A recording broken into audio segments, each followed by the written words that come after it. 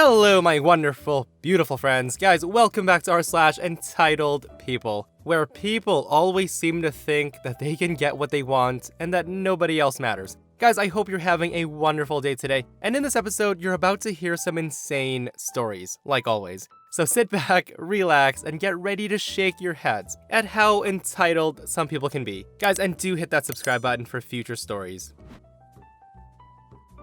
So, a friend of mine, John, and his wife, Jane, had just bought a new sectional couch. Their old couch and love seat set are in pretty good condition, just in ugly colors, so they decided to give them away. They put an ad on Craigslist that says the couches are free to anybody who wants to come pick them up. They get a few calls, and then a woman calls and comes out to see them. Now, she arrives driving a small car. She likes the couches and says she'll take them. Great. She then asked when we can deliver them. John explains the ad said that the person taking them has to haul them because he doesn't have a truck. Now, a strange conversation occurs for a few minutes while she tries to grasp the idea of why we can't just deliver the couches to her. Eventually she says, "How about a U-Haul truck?" Jane agreed that that would work perfectly. The woman explains that she needs to run a few errands and then she'll call to arrange a time. Great. So about an hour later, she calls and says that she's home, and we can deliver the couches whenever we want. John then explains to her once again that she needs to take them. She says, "I thought you were gonna rent a U-Haul. We decided that." John responds with, "I thought you were renting the U-Haul." No, you said you would rent the U-Haul." "Why would I rent the U-Haul?" he asked. "So you can bring me the couches. Do you not remember talking to me?" she asked. Now at this point, John was annoyed. John gives the phone to Jane, who calmly explains that the ad says that she has to haul the couches. If she wants to rent a U-Haul, we will happily help her load it, but we aren't paying money to rent a U-Haul to give her free couches. She then says she'll come over and figure this out. About an hour later, she shows up in the exact same small car and tells John that he either needs to rent a U-Haul or find someone else with a truck to haul these to her house. John laughs and says, I'll do no such thing. If you want them for free, you take them away." Now, you can see that she's getting pissed. She tells them that they agreed to give her the couches and haul them, and that's a verbal contract. So if they don't deliver them, she will sue them for breach of contract. So at this point, Jane steps in and calmly tells her that they've changed their minds, and they are not going to be getting rid of the couches. She seems pissed, but she leaves. An hour after that, they get another call asking about the couches. The person asked if they can be delivered, and they're told no, but if they live close by, we'll help them load and even unload them at their place. In the back, we can clearly hear the woman talking. She got someone else to call for her. 20 minutes later, the angry woman shows back up at the house and starts screaming that they promised her the couches, so it's illegal for them to answer anybody else. It turns out the caller was her friend calling to check if they're really still giving the couches away. John and Jane ask her to leave and tell her that even if she gets a truck, they aren't going to give her the couches. She then pulls her car up so it blocks their driveway, and then she calls the police. When the police arrive, she tells them that she's the owner of the couches and that John and Jane won't give the couches back to her. So what happens over the next 15 minutes blew my mind. She lied to police, her friend lied to police, she got angry and threw her keys at Jane, and eventually, she ended up getting arrested because she refused to leave. Her friend took her car and left, and we were all left shaking our heads. On the positive side though, the cop's brother needed a couch, and he came and got them the next day. Guys, why is it that when entitled people don't get what they want, they always go psycho and resort to calling police? Like yeah, OP was giving the couches away for free, and all the woman had to do was to come take them away. But she had to go crazy and call the police because John and Jane wouldn't deliver. Like, why is it so hard for some people to just be grateful? I mean, if everybody was, then we wouldn't have stories like this at all. So thank you. Thank you for being crazy, Karens. Now, this happened a couple of weeks ago. It was the day of my grandmother's funeral. She died in a hospital, and I was outside talking to the owner of the funeral company. This dude was also my godfather, and I had a very good relationship with him. He's known me since I was a baby, and he treated me like I was his son. Also, to me, his job was just like any other job, and even had its benefits. Anyways, here we go. So we were just outside the hospital talking to each other, and parked in front of us were all the company vehicles, including the one you're all thinking about. All of a sudden, a Karen approached us, and she said, "Hello." I replied, hello. Now, she had her kid next to her, and he was holding a drink. Karen then says, "So, I was wondering if my son could take a ride in that limousine. She then points her finger to the hearse. Now, it took me a while to respond for 2 reasons. The first one was because that day I had so many thoughts going through my head, and a stranger coming to me out of nowhere caught me by surprise. The second reason was because I was holding my laugh. She legitimately thought that the hearse was a limousine. I began explaining, saying, I'm sorry to say this, but that's not a... She interrupts and says, are you gonna say no to a little child? What's it cost? Now, at this point, I don't even know what to say. In my head, I'm thinking, it'll cost your life. I told her, Miss, believe me, you don't want your son to go in that thing. Karen says, ugh, why are you so stingy? Even if he spills his drink in that limousine, it won't be a problem. You have enough money to buy a limousine, so surely you have enough money to clean it. This is where my godfather gets in. Confused, he asked, excuse me, miss, what did you want to do? Karen responds, I want my son to ride the limousine. Now, my godfather said the most epic thing I've ever heard. My godfather thinks for a bit, and he says, well, sure he can ride the limousine, but only if he has a coffin to be in. Now, Karen is a bit confused about the response. She takes a good second look at the limousine, and then she realized. Now, I have no idea how she confused a hearse for a limousine. Perhaps the company logo was out of her view or something. However, when she realized the mistake, her skin got pale and she just walked away as fast as she could with her kid. Me and my girlfriend just look at each other and start laughing. Guys, I love the Godfather's response. Sure, he can ride in it. He just needs to be in a coffin. Hey, at least she realized her mistake and quickly walked away, instead of doubling down on her mistake like a lot of Karens do. So we gotta give her props for that one. About 15 years ago, I was in a car accident and was awarded $25,000 in insurance money. I took the opportunity to move out of my mom's home and get a cute little studio apartment for me and my cat. The people on either side of the courtyard were very nice, and I made friends fairly quickly with all the neighbors, despite being so much younger than all of them.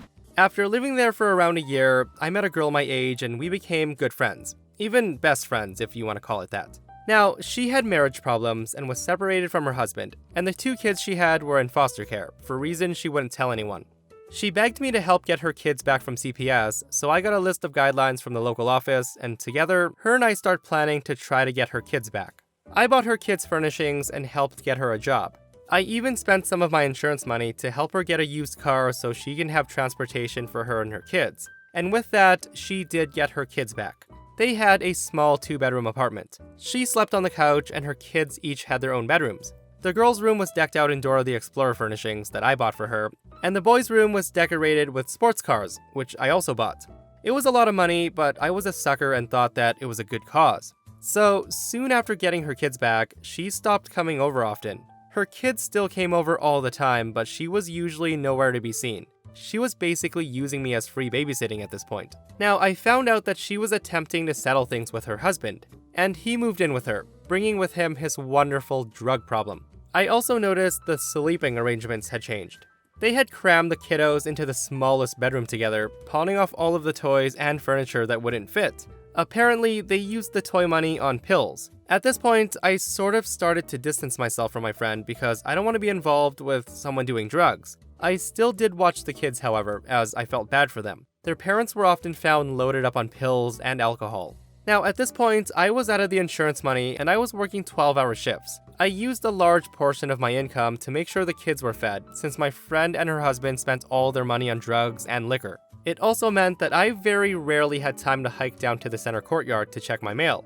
Now, I'm guessing I had gone a month without looking, expecting that all I had was a few catalogs and several copies of weekly shopper coupons. When I opened my mailbox, I was alarmed by the large stack of government-sealed letters that had been wedged in it. There were 6 separate letters, all of which accused me of different offenses. And this resulted in me having 5 warrants for my arrest and a court date.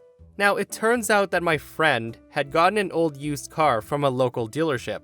The car she had, if I can remember, had no tags, had an expired license plate, and it was missing a taillight, so of course it was pulled over. Now, a little more about my friend.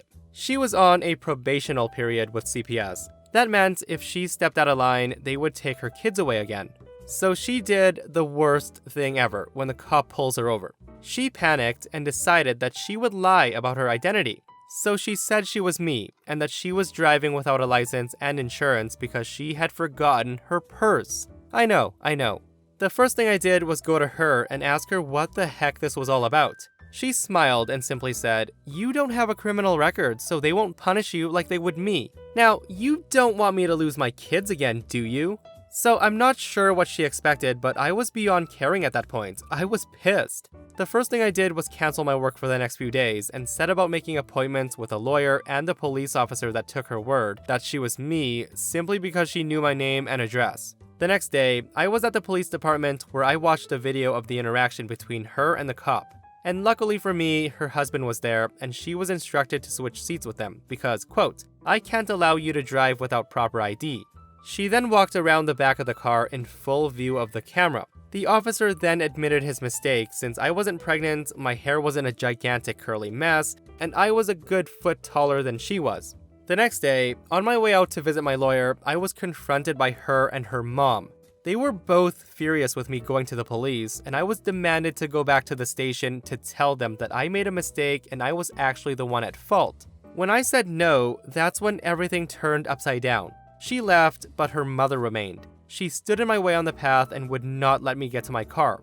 All the while, she was screaming about how she was going to tell everybody that I'm a pedo and that the kids were in danger when they were in my care. Now, I was young and that did scare me a little because I didn't want to be placed on a list for something I would never do. The police were called and she was given a warning. Over the next few days, CPS approached me and I told them everything, all the while feeling like I should have come forward sooner. The kids were again taken into foster care, and that's where all of this should have ended, with me learning a valuable lesson. But it doesn't. In the weeks that followed, my friend gave my phone number to everybody under the sun.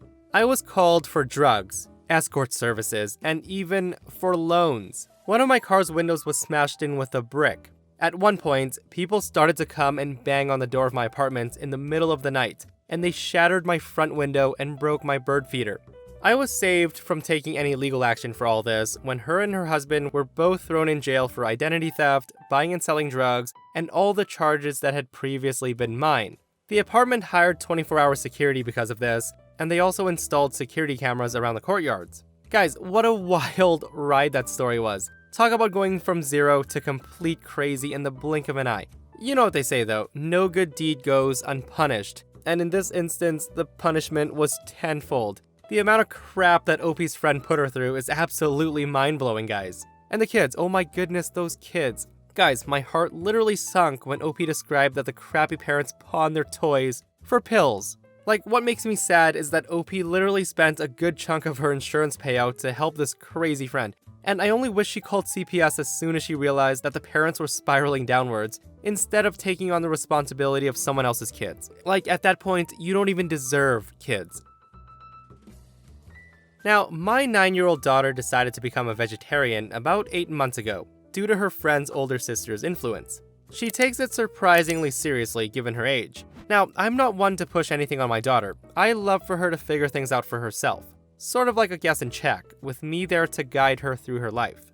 Now, for some bizarre reason, my mother-in-law has a serious bug up her ass about it and hates that my husband and I allow it. We've had a small confrontation about it a few months ago, but she seemed to back off after I made it clear that I wasn't interested in her input. So on Friday night, we had dinner with my husband's parents, and she served spaghetti. It was a meat sauce for the rest of us, but when she gave my daughter her bowl, she said, "And a special veggie sauce, just for you, sweetie." Now, we had thought that she'd finally turned a new leaf, but we were terribly wrong. Halfway through her bowl, my daughter starts to panic and asked my mother-in-law if she was sure this was no meat. Mother-in-law insisted that there was none. I took her plate to inspect, and sure enough, there were tiny bits of beef in her sauce. When I asked why there was meat in it, my daughter immediately began to cry. I took her into the living room to calm her down while husband confronts his mom. At first, she insisted that it was an accident, but after he established that he didn't buy that for a second, she admitted that it was intentional. She said she would try reminding my daughter how delicious meat was, so she would, quote, "give up that vegetarian nonsense." She said she couldn't see why I'm choosing to raise my daughter vegetarian and that she needs to eat meat. She also suggested that we take our daughter to therapy because, quote, "there is something very troubling and a sign that something is wrong with her. No 9-year-old would want to become a vegetarian." So at this point, I insisted we leave. I was starting to seriously consider throwing that spaghetti in her face, but I knew it would traumatize the kids. In the car, we obviously explained to my daughter that there was nothing wrong with her and grandma was 100% in the wrong. My mother-in-law then sends a half-assed text apology to my husband. But then she inserts an essay about why eating meat is no big deal and that meat is actually good for you, and how my daughter overreacted. Now, I'm beyond livid. He's trying to figure out things to say to get her to understand daughter's feelings, like asking her how she would feel if someone tricked her into eating a dog. However, I strongly feel that we shouldn't have to do that. We should not have to defend our daughter's personal choice to not eat meat, and her right to have that respected. We also don't have to deal with mother-in-law's entitlement, thinking that she can do no wrong by forcing this on my daughter. I told my husband that I don't trust his mother to feed my kids anymore. She took it upon herself to decide that my daughter was wrong for being vegetarian and to try to fix her. She decided that she knows best and to ignore my daughter's boundaries. It also worries me because our 5-year-old has a peanut allergy, and she scoffs at it. She's the type to not believe in allergies, and she's dismissed it as probably not serious and people outgrow allergies, so she probably will too. Am I overreacting for feeling like she shouldn't be given a second chance when it comes to feeding my kids after this?